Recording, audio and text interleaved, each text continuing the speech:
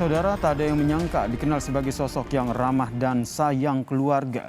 Ada seorang ayah justru membunuh istri dan anaknya sendiri saat sedang tertidur. Tidak menghentikan kekejiannya, pelaku bahkan juga mengincar anak sulungnya. Beruntung korban dapat menyelamatkan diri dan mencari pertolongan. Lantas bagaimana peristiwa lengkapnya? Berikut ini penelusurannya untuk Anda.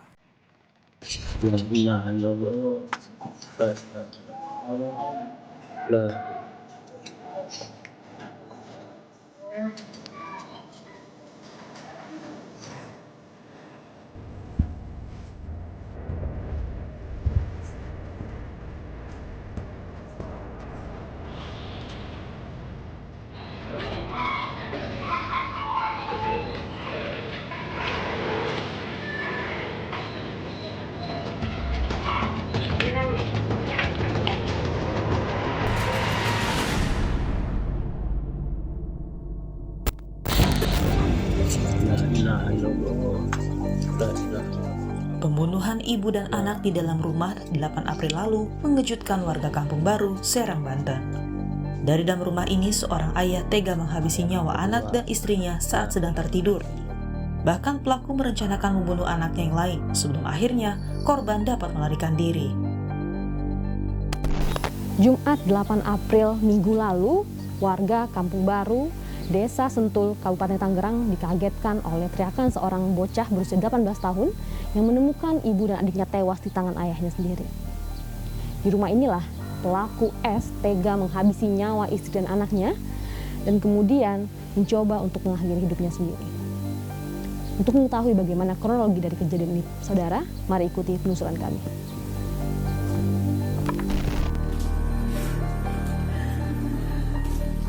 Polisi mendatangi TKP menemukan korban sudah tak bernyawa dengan sejumlah luka senjata tajam. Sementara, pelaku mencoba melakukan bunuh diri dengan mengambil pisau milik sanak keluarganya. Saudara, inilah tempat kejadian di mana pelaku S tega menghabisi nyawa istri dan anaknya. Untuk mengetahui bagaimana kronologi pada malam hari itu, kita akan berbincang dengan Bapak Iwan selaku Kanit Pidum dari Polres Kabupaten Serang. Selamat siang, Pak. Siang. Pak, mungkin bisa dijelaskan kronologi malam itu tuh seperti apa sih, Pak? Akhirnya polisi datang ke tempat ini setelah mendapat laporan. Ya, jadi malam itu tepatnya di hari Jumat ya, sekitar pukul 2. Awalnya saksi mendatangi ke Polsek Kragilan, Polsek terdekat, bahwa ada salah satu keluarganya yang dibunuh, seperti itu. Lalu kami seidentifikasi dan anggota Reskrim, anggota Polsek datang untuk melakukan cek TKP dan olah TKP kejadian. Dan betul setelah kami datang ke tempat kejadian, kami dapati banyak bercak darah di depan halaman rumah. Kemudian kita masuk ke dalam juga banyak bercak darah di ruang tamu. Dan didapati di kamar tengah itu ada sosok ibu perempuan dan seorang anak. Sedang sudah posisi tergeletak, sudah tidak bernyawa. Pak, kemudian kan masih ada di salah satu anggota keluarga yang berhasil selamat pada kejadian malam itu, begitu. Berdasarkan informasi yang diberikan oleh korban ini, apa sih Pak yang didapatkan oleh pihak kepolisian? Jadi berdasarkan keterangan anak korban yang selamat atas nama Ilham, usia 18 tahun, pada saat itu ya, pukul 8 selesai sholat tarawih bersama, si saksi ini, si anak ini masih berbincang dengan kedua orang tuanya dan adiknya. Normal seperti biasa, nonton TV, bercanda gurau. Terus sekitar pukul 10 malam, bapaknya kedatangan tamu. Bapaknya keluar, ngobrol-ngobrol di depan. Dan Ilham sama ibunya, sama adiknya tidur seperti jam pukul 11. Pada pukul 12 lebih, sekitar 10 menit, saudara Ilham mendengar ada pintu dibuka dan masuk. Itu kemungkinan bapaknya yang masuk. Nah, sekira pukul 1.30 pintu kamarnya diketok, dibuka oleh si pelaku, ayahnya sendiri, dan langsung duduk di si anaknya ini, Ilham. Nah, kebetulan kata si pelaku, "Kamu diam, ada yang mau membunuh kita semua." Itu keterangan bapaknya. Terus kemudian Ilham mendorong bapaknya sampai ke dapur, sampai ke dapur.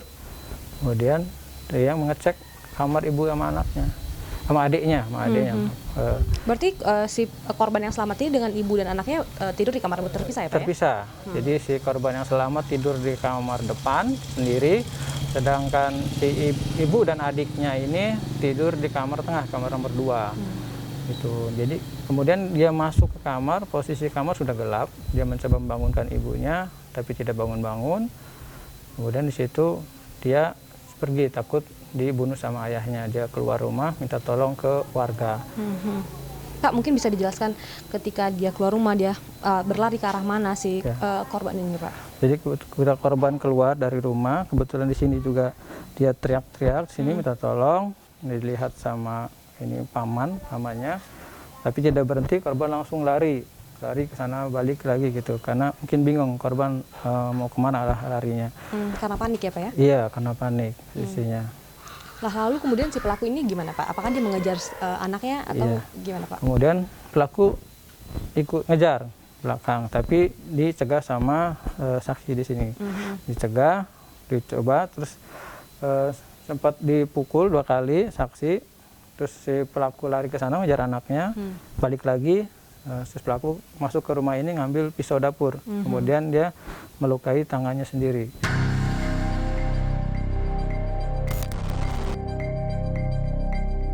Menurut tetangga dan warga sekitar, pelaku dikenal berperilaku ramah dan menyayangi keluarga. Warga tidak pernah mendengar cekcok atau keributan antara pelaku dan para korban.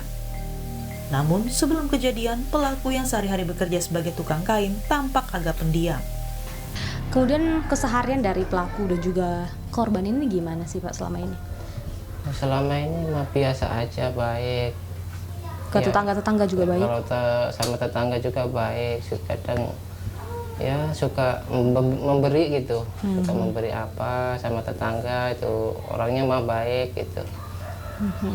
Sama teman-teman juga ya baik, kalau ngobrol-ngobrol tuh juga baik gitu.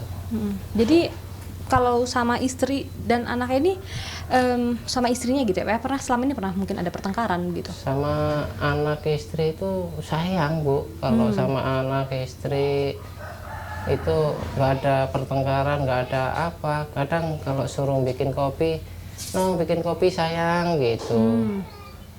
Berarti diketahui berperilaku baik-baik ke tetangga ataupun ke keluarga gitu ya Pak? Nggak ada pernah cekcok, berantem gitu, nggak pernah gitu.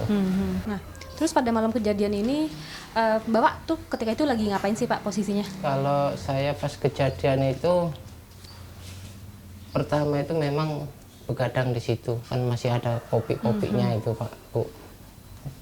Ibaratnya bekasnya itu ada 5 orang. Yang satu ya tersangka itu kan Ngobrol-ngobrol gitu. ya Pak ya? Ngobrol-ngobrol itu sampai jam 12 lewat dikit itu pada pulang, teman-teman saya juga itu pulang. Nah begitu saya pulang dari itu dia masuk lah itu. Nah begitu dia masuk, saya juga masuk karena udah ngantuk itu kan. Saya di rumah itu belum sempat tidur, masih nonton TV itu. Jangka waktu belum ada 1 jam lah, mungkin setengah jam lebih. Nah, ada teriak itu, tolong gitu kan. Itu teriakan dari istri atau dari anak ya? Dari anak, dari anak si Ilham itu. Begitu saya keluar, udah nyampe sini nih depan rumah ini minta tolong. Nah dianya kelari ke sana, tersangka itu ngejar gitu. Nah saya pegang, udah ngapain, ada apa? Saya pegangin itu, berontak, sempet nonjok ke saya, gitu nonjok. Terus nggak jadi ngejar, terus jadi masuk ke rumah, dia itu ngambil pisau dapur itu kan.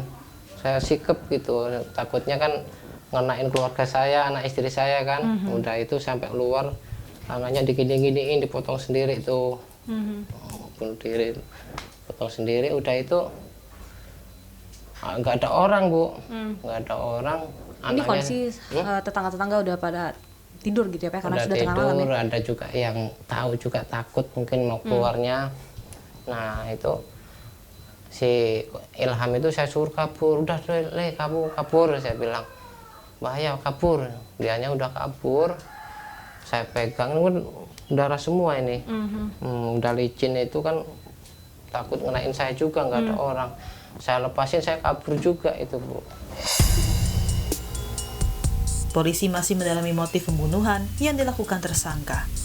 Berdasarkan penyidikan, tersangka diduga mengalami depresi karena impitan ekonomi yang selama ini membebani.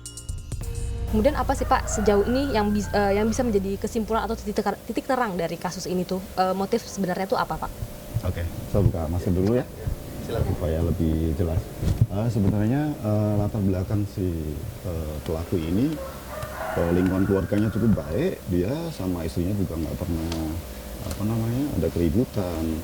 Bahkan sampai di malam terakhir itu juga tidak ada keributan antar mereka. Kemudian kita udah tanya, udah keliling di tetangganya untuk alo anamnesa, mereka rata-rata di tetangga juga menyatakan bahwa keluarga ini keluarga harmonis, tidak ada pernah berantem, cekcok, baik sama istrinya maupun tetangganya. Gitu.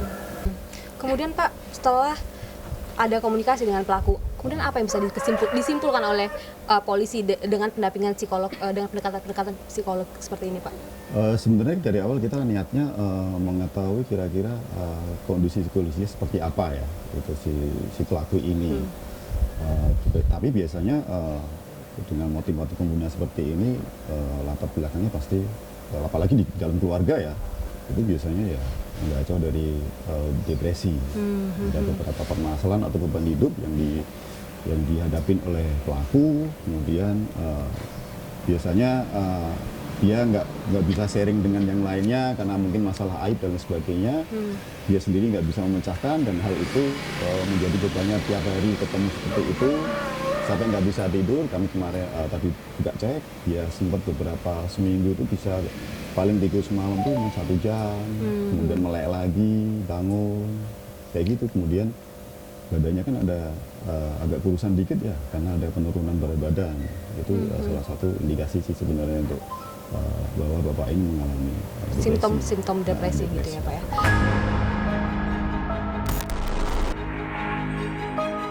Tidak hanya bagi korban yang selamat, polisi juga memberikan pendampingan psikologis kepada pelaku. Saat ini kondisi pelaku berangsur membaik dan sudah dapat dimintai keterangan. Pak, kemudian kan tadi seperti Bapak bilang bahwa memang pelaku ini sudah memegang senjata tajam begitu. Artinya bisa dikatakan bahwa ini merupakan tindakan yang direncanakan begitu Pak? Untuk unsur perencanaan sesuai dengan analisa waktu, penyidik belum menemukan fakta hukumnya. Karena pada saat selesai ngobrol dengan tetangga, itu hanya 30 menit dalam fakta hukum di depan penyidik terjadi kekerasan terhadap 2 korban. Nah, sementara kami menemukan kesimpulan bahwa kekerasan terhadap kedua anggota keluarga ini kami lapis dengan pasal 44 ayat 3 Undang-Undang nomor 23 tahun 2004 tentang penghapusan kekerasan dalam rumah tangga, yang juga kami lapis dengan pasal 338 KUHP tentang pembunuhan yang ancaman pidananya sendiri mencapai 15 tahun penjara dan atau denda 45 juta rupiah. Demikian. Namun kalau misalkan si pelaku ini ketika dimintai keterangan, kondisinya seperti apa sih Pak sebenarnya? Apakah sudah seperti Bapak tadi katakan, apakah sudah mapan untuk dimintai keterangan atau gimana Pak? Ya, sesuai dengan yang dilakukan penyidik dalam pendampingan dari penasihat hukum yang sudah ditunjuk, sesungguhnya si pelaku ini sudah bisa diajak komunikasi. Pertanyaan penyidik itu sudah bisa dicerna oleh si pelaku, terutama tentang kronologis peristiwa, tentang barang bukti, pisau ada 4 unit atau 4 bilah pisau yang memang yang diamankan penyidik. Polisi di TKP ya Pak? Ya, tetapi ketika berjalan dalam pertengahan pemeriksaan, pelaku cenderung dapat semacam merenung dan hampa, kosong dalam pemikiran, sehingga penyidik juga tidak berani untuk memaksakan pelaku konsentrasi kembali dalam pemeriksaan. Jadi sifatnya masih sangat fleksibel karena kondisi kejiwaan yang memang masih belum normal, sehingga orientasi penyidik di tengah kebutuhan untuk mencari informasi dan mengumpulkan informasi tetap diarahkan kepada bagaimana pemulihan kondisi kejiwaan pelaku ini bisa dilakukan.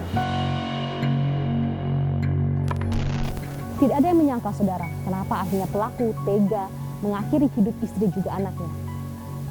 Pelaku diketahui gelap mata dan kemudian mencoba mengakhiri hidupnya setelah sebelumnya mencoba membunuh anak yang terakhir. Pelaku diketahui orang yang baik dan sayang keluarga dan kemudian tidak pernah memiliki masalah dengan tetangga sekitar. Saat ini pelaku sudah ditahan oleh pihak kepolisian untuk didalami lagi apa motif sebenarnya pelaku tega mengakhiri hidup keluarga. Rizka Ananda, Yogi Syarifi, Kompas TV, Banten.